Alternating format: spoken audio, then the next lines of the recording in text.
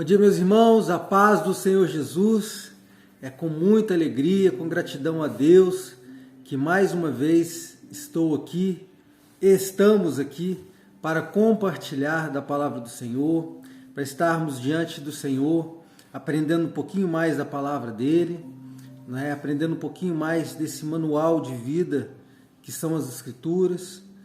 Como eu sempre digo, as Escrituras, a Bíblia, ela é o nosso manual de fé, que é o manual do fabricante. Quer entender a sua vida, quer entender como as coisas funcionam, quer entender das coisas do Senhor, ouvir da voz dele, você precisa estar lendo a Bíblia, porque é exatamente aqui que nós podemos extrair do coração de Deus aquilo que ele tem para nós. Quando a gente está cheio de dúvidas, quando a gente está cheio de inquietações, frustrados, sufocados, é porque a gente tem lido pouco a Bíblia. Então, quanto mais nós lermos a Bíblia, quanto mais nós meditarmos na palavra, porque na verdade não é ler só, é ler e meditar, porque ler por ler não nos proporciona os resultados que Deus espera que nós venhamos a adquirir pela leitura da palavra. Ler por ler não é o suficiente. Nós precisamos ler e meditar, como está escrito lá no livro de Josué, no início do livro, quando fala que nós precisamos meditar na palavra dia e noite. E olha que a gente medita muito pouco na palavra quando medita. Às vezes nós só lemos. Por isso é importante ler e meditar. É por isso que nós estamos aqui, nessa campanha, nessa corrente de leitura da palavra. Nós temos lido aí o livro de Atos.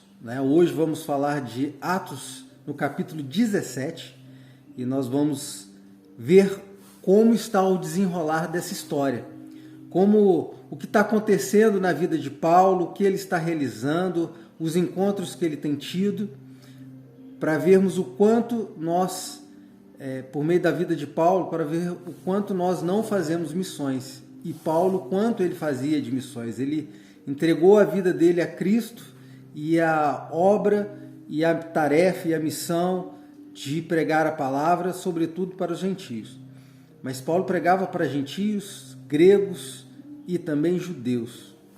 E é por isso que hoje nós estaremos lendo a palavra no capítulo 17 e aprendendo como a igreja cresceu, como ela se formou. Nós estamos observando, é como nós estivéssemos no laboratório, olhando ali pelo microscópio, vendo as pequenas estruturas nascendo e acontecendo, percebendo a estruturação, o alicerce, a pedra angular, a pedra de esquina acontecendo, as bases, o fundamento da igreja, que hoje nós somos parte dela. Mas como tudo surgiu, como tudo começou, como tudo se estruturou para que a igreja crescesse e ela viesse a durar tanto tempo, a resistir a tantas tempestades e oposições ao longo da história. E olha que nós estamos aqui ainda no primeiro século. Jesus tinha sido crucificado há poucos anos e aqui a igreja estava se formando. Então vamos meditar aí em Atos 17 e ver o que aconteceu nesse capítulo. Lembrando que quando nós lemos capítulo a capítulo, nós estamos caminhando juntos. É como se nós estivéssemos acompanhando Paulo nessa viagem. Ele ainda está na sua segunda viagem missionária e aí nós percebemos o quanto ele tem trabalhado, o quanto ele tem se esforçado em pregar a palavra, em desenvolver esse grupo de pessoas, desenvolver essa igreja, desenvolver a obra de Deus de transformação e libertação dessas pessoas.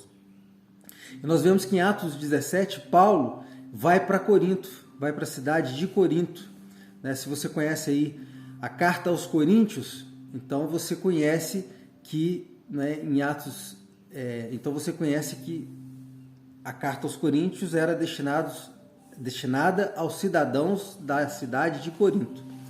E estando Paulo lá, ele estava a pregar a palavra para gregos, judeus e gentios. Lembrando que para os judeus, Paulo disputava, a palavra diz que ele disputava. Na verdade, era um debate, né, que Paulo fazia na sinagoga, sobretudo todos os sábados.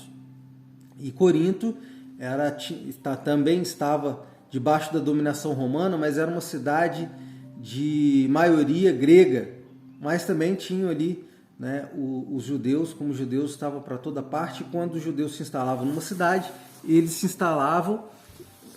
também instalavam ali uma sinagoga. E naquela sinagoga, não é onde havia leitura da Torá todos os sábados, e quando a palavra diz que Paulo disputava com eles, é porque havia um debate. E ali, né, diante da palavra, diante das escrituras, onde os judeus estavam lendo, né, Paulo ali, ele mostrava que agora, eles, embora lessem a lei, eles não estavam mais debaixo da lei. Agora eles estavam ali debaixo da graça, era uma nova aliança. Aquela velha aliança, aquele Antigo Testamento, ele, embora ele não tivesse sido revogado, antes Jesus o cumpriu, né, mas após a morte de Jesus, aquele véu se rasgou de alto a baixo, ou seja, não se desprezava o Antigo Testamento, mas estavam vivendo um novo testamento, uma nova aliança, e recebendo um novo reino, com um novo rei, com uma nova constituição, que eram as Escrituras. E a Bíblia fala que Paulo ali disputava com os judeus para mostrar a eles que o véu tinha sido rasgado de alto a baixo, que agora eles estavam debaixo de uma nova aliança. Então aqueles ritos, aquelas cerimônias, onde eles ficavam ali meditando na lei de Moisés, né, aquilo já não trazia para eles o resultado que era devido, porque agora havia uma nova escritura, um novo contrato havia sido escrito. Então aquele costume já não provocava, já não surtia efeitos práticos na vida daqueles homens. Agora existia uma nova aliança.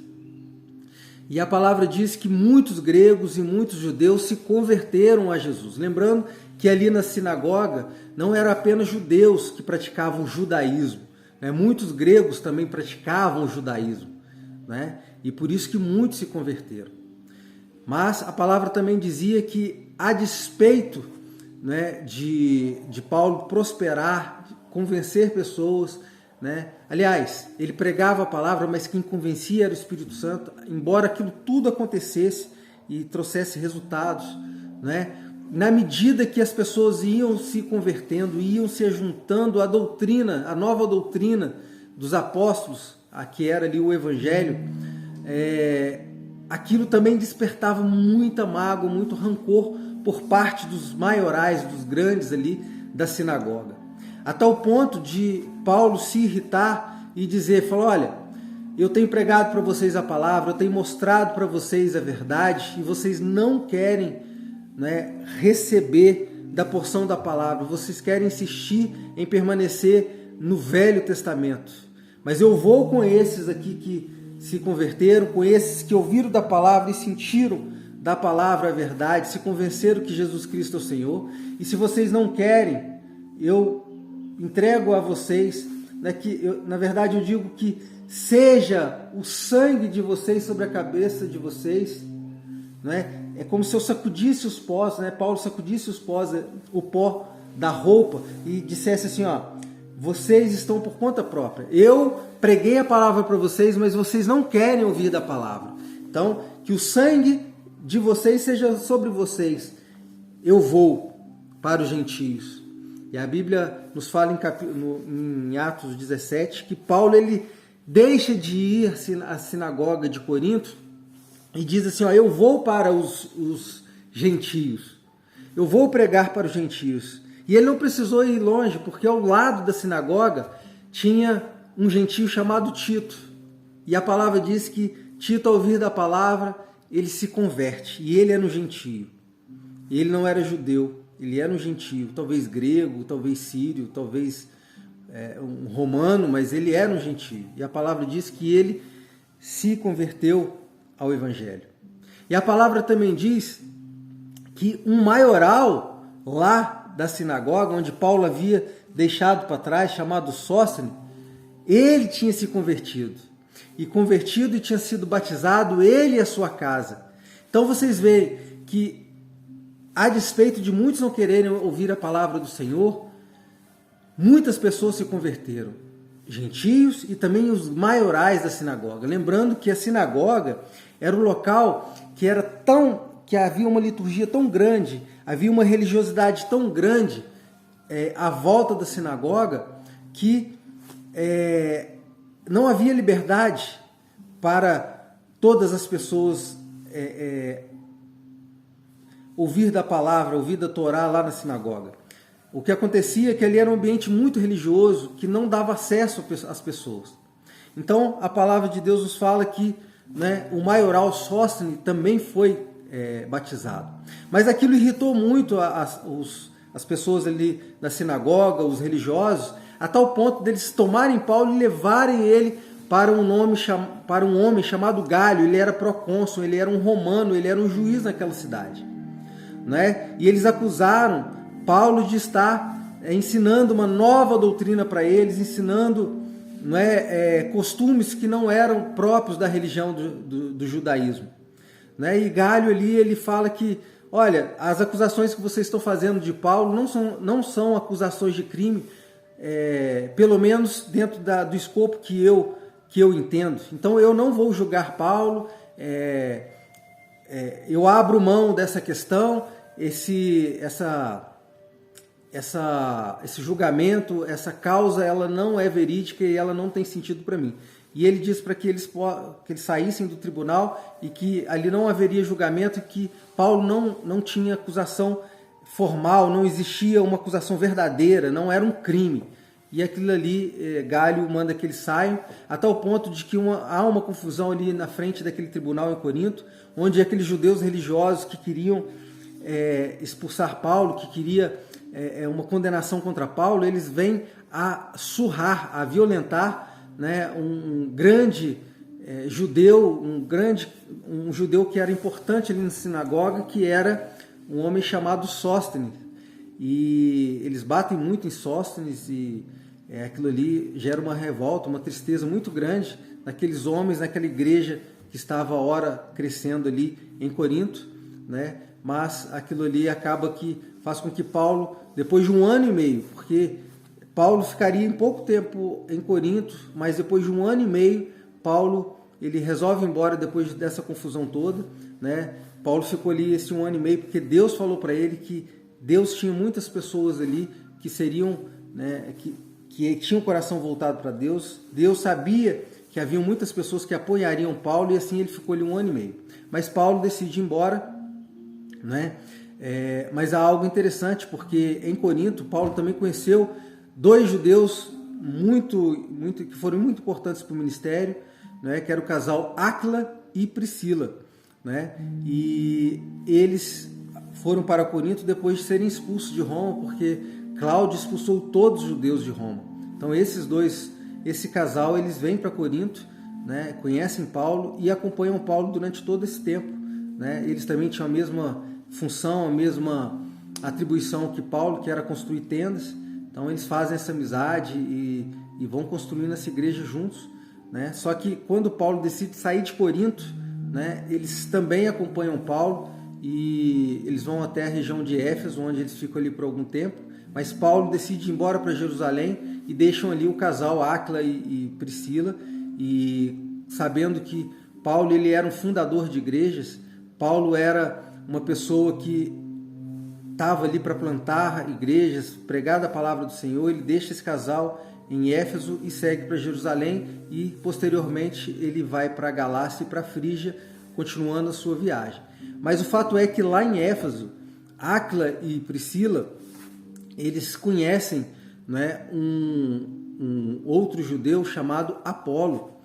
Só que Apolo, ele era um judeu que ele tinha ouvido falar de João Batista e do que João Batista pregava, mas ele não conhecia nem Jesus, né? Mas dentro do que ele conhecia, ele era um homem fervoroso no Espírito e ele era instruído nos caminhos do Senhor e nas Escrituras. Então ele era um homem especial, era um homem eloquente, era um homem que pregava a palavra com fidelidade. E a Bíblia nos fala que por ele ser eloquente na palavra, quando ele conhece Áquila e Priscila, eles o levam para os demais apóstolos e revelam para eles, para Apolo, né, as coisas do alto, sobretudo no que diz respeito ao Evangelho e a Jesus. Né? E aí, obviamente, que se essa ferramenta ela é bem trabalhada, ela é uma ferramenta bem afiada e ela é uma ferramenta habilidosa nas mãos do Senhor, né? Apolo ali, então, juntamente com Áquila e Priscila, eles dão caminho, não é, à construção dessa nova igreja e de, né, um ajuntamento de pessoas ali em Éfeso de uma forma poderosa. Né? Então, nós vemos em Atos 17 o quanto que tanto Paulo quanto os seus discípulos vão trabalhando e vão se juntando e vão desenvolvendo novas habilidades, né? E vão trazendo novos irmãos e vão pregando, e a igreja vai crescendo e vai ganhando corpo, vai crescendo em volume e a obra de Deus se expande. Né? E Paulo continua caminhando e nós vemos que a viagem dele, embora ele fique algum tempo, né? Em Corinto ele ficou 1 ano e meio, ele vai estar sempre pregando, convencendo, trazendo novos adeptos, trazendo novas pessoas que ouvem a palavra, se convencem e se inspiram por meio da palavra, né, que Paulo prega e, sobretudo, apoiado pelo Espírito Santo, a palavra mais o Espírito Santo, há um convencimento, há uma estruturação, há um reforço, há uma prosperidade espiritual no meio daquele povo e as pessoas crescem no Espírito. E a igreja vai se fortalecendo. E é isso que Paulo, como sendo um grande pregador daquele tempo, fez com que grandes igrejas pudessem nascer naquela região ao redor do mar Mediterrâneo, ali, né, no Oriente Médio. Muitas coisas aconteceram e a palavra se expandiu de forma poderosa. E assim nós finalizamos, né, o capítulo 17 de Atos. Nós vimos aí sobre, né, Áquila, Priscila, esse casal, sobre Apolo, né, vimos sobre o procônsul Galho, que não quis, né, condenar Paulo, né, sobre a surra que deram em Sóstenes por não aceitar dele se converter, e Paulo caminha e vai para Jerusalém, depois Galácia, para Frígia, enfim, né, todo esse emaranhado de coisas, esse volume de trabalho poderoso que Deus permitiu que Paulo fizesse. Amém? Vamos orar para nós dar continuidade, né, nós finalizarmos aqui o nosso devocional e podemos começar o dia bem e fortes na presença do Senhor, né, com discernimento e, né, destinatários da graça e do amor de Deus. Amém? Feche seus olhos. Pai amado, Pai querido, em nome de Jesus, eu quero te agradecer, Pai, por essa palavra, te agradecer, Senhor Jesus, por mais esse ensinamento, te agradecer por ver, ó Deus, o quanto eu não sou missionário, o quanto nós somos pequenos diante de homens poderosos que o Senhor levantou ao longo do tempo. O Senhor, por meio da vida de Paulo, fez estruturar uma igreja tão poderosa, tão grande, que hoje eu sou parte dela, 2000 anos depois. E essa que me ouve, que acompanha comigo esse devocional, também são destinatários deste poderoso ministério que foi o de Paulo. Quero te agradecer a Deus por ter recebido, Pai, da porção do reino, da porção, Deus, do Teu Espírito. Obrigado, Senhor Jesus, porque eu tenho o Teu Espírito Santo na minha vida. Obrigado que eu tenho a Tua palavra para me instruir. E por meio dela, Pai, o Senhor fala comigo. Obrigado, Senhor Jesus, por essas pessoas que ouvem e praticam e têm praticado a palavra comigo aqui todos os dias. Gratidão, Pai, por esse ministério. Quero abençoar em nome de Jesus. Quero orar, ó Deus, pelas pessoas que estão enfermas. Quero orar, ó Deus, pelas pessoas que estão passando, Senhor Jesus, por dificuldades, ó Deus, na área da saúde. Que nós venhamos a lembrar da Tua palavra que está em Isaías 53, Pai. Aquela palavra que diz que verdadeiramente o Senhor tomou sobre si as nossas enfermidades, as nossas dores levou sobre si, e nós o reputamos por aflito, ferido de Deus e oprimido. E sabendo, Deus, que o Senhor foi ferido pelas nossas transgressões e moído pelas nossas iniquidades. O castigo que nos traz a paz esteve e está sobre o Senhor, e pelas suas pisaduras somos curados. Nós te pedimos, Pai, sabendo que o Senhor se deu na cruz, foi ferido e moído ali, ó Pai, para que nós tivéssemos vida e tivéssemos em abundância, para que nós tivéssemos a cura, Pai. Nós oramos em nome de Jesus pelo cumprimento dessa promessa, que o Senhor venha liberar sobre as nossas vidas, ó Pai, a cura que vem do Senhor, por meio de Cristo Jesus. E nós te agradecemos, crendo que nós já estamos libertos e salvos diante do Senhor, Pai, recebidos pelo Senhor. Em nome de Jesus, nós te agradecemos. Obrigado pelo teu amor, obrigado, Senhor Jesus, por ter se dado na cruz pelos nossos pecados. Abençoa o nosso dia, abençoa a nossa família, o nosso trabalho e que vá tudo bem. Em nome de Jesus, eu oro e já te agradeço. Amém. Meus irmãos, fiquem com Deus. Curte, comenta e compartilha. Me ajuda aí na divulgação dessa palavra e que possamos abençoar muitas pessoas por meio dela. Amém? Deus abençoe. Ótima terça-feira para você. Fique com Deus.